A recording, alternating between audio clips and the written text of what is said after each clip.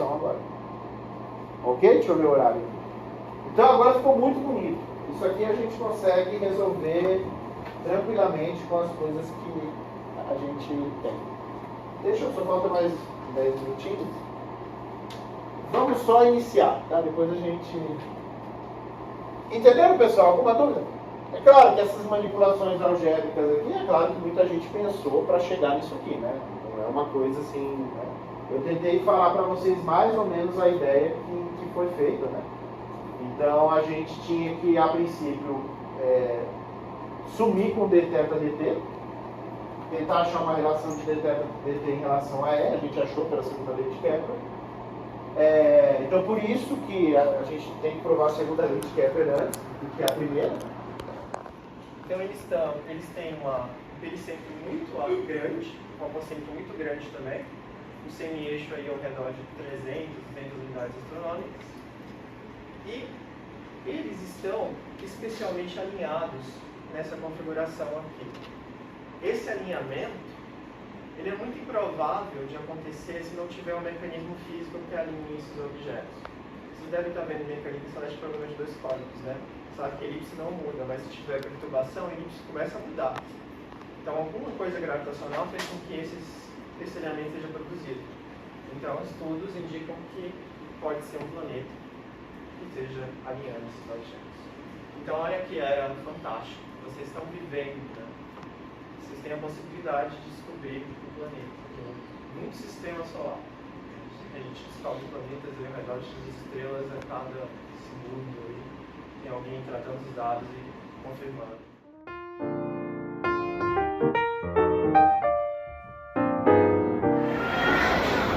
Almoço de hoje.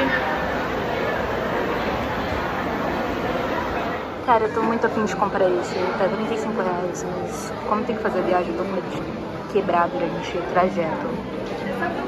E aí eu não sei. Esse prato aqui também é uma coisa muito fofinha.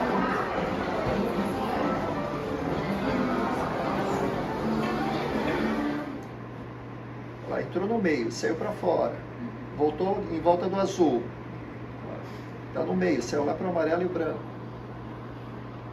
As forças envolvidas, eu tenho todas elas, eu consigo pôr as equações e trabalhar com elas, fazer. Se eu errar aqui um pouquinho, soltar um pouquinho diferente do que eu soltei aquela hora, ele vai fazer o mesmo movimento? Não, vai ser um comportamento diferente, né? Então ele é muito sensível, você vê, às vezes ele fica preso num lugarzinho, dá algumas voltas ali, mas depois ele muda. Um tiquinho que ele vai para lá e já toma outro caminho.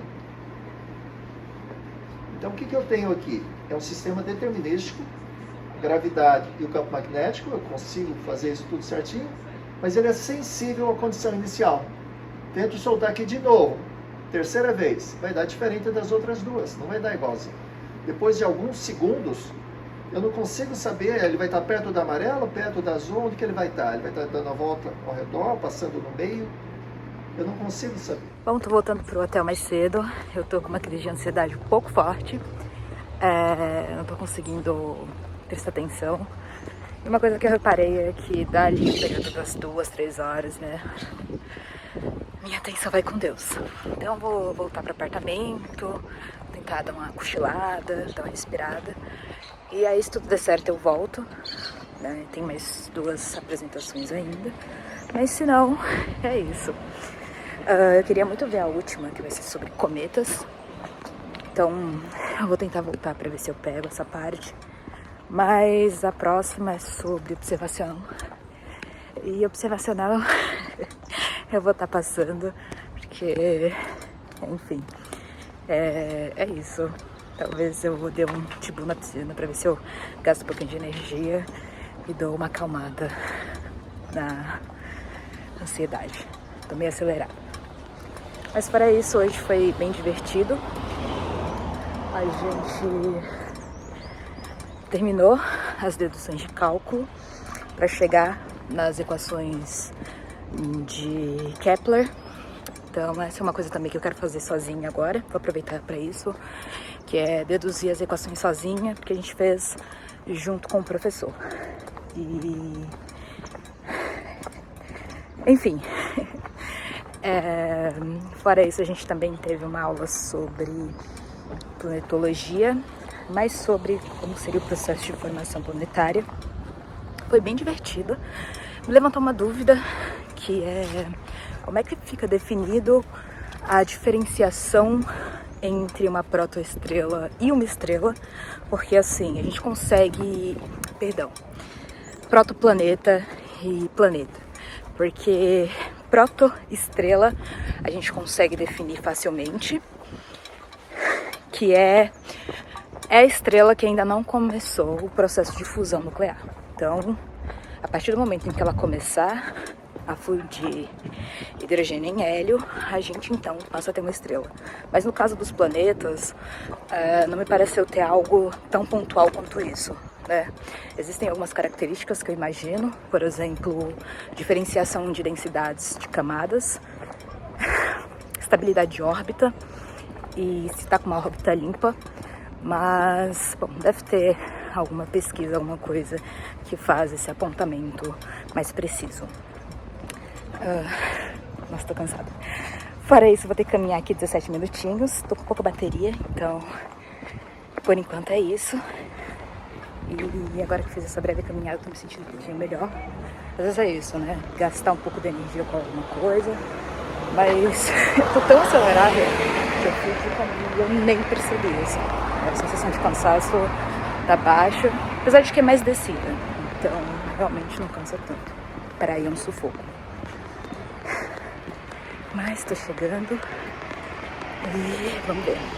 Bom, essa é a ruinha que eu estou. Finalmente a chuva parou, porque desde que eu cheguei aqui no domingo tá chovendo. É um caos, tá? Mas deu um estiado, o céu tá meio que abrindo. Então, se tudo der certo, talvez dê pra usar o telescópio hoje. Eu acho que não vai abrir muito mais do que isso.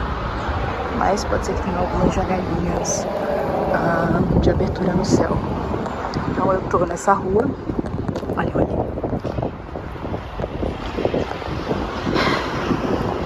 E é mais ou menos aqui uns 17 minutos caminhando, né? Me sinto melhor agora. Hoje você não pega.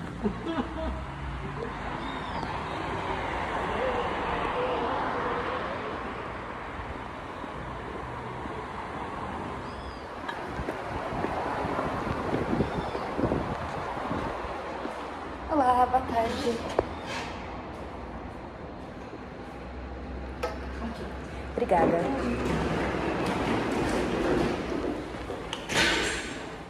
Gente, o céu abriu pra caramba, assim. Tá muito lindo. Olha isso. E você sabe que é uma cidade de burguês, quando você olha em torno e só tem casa, tá? São casas extremamente grandes. E um predinho a outro que a gente vê assim, e não muito alto. Nesse momento eu acabei de aceitar a transferência para física, então oficialmente não estou mais na astronomia, agora eu tô na física. Particularmente troquei 6 por meia dúzia, mas é isso. Veio aí essa mudança e vambora. Se tudo der certo, eu finalizo o curso no máximo ano que vem. Então, vambora. Quarta-feira, indo tomar café de novo, agora são quase 7 horas. Hoje vai ter a foto do evento, então coloquei meu lookinho e vamos papar. Aqui é a área da piscina, e todos esses dias tá chovendo pra caramba. Mas é bem bonitinho, ó.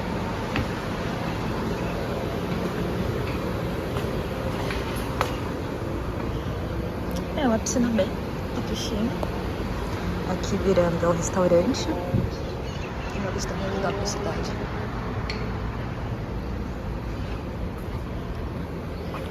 Bom, se não chover entre hoje e amanhã... Eita, olha aquilo ali.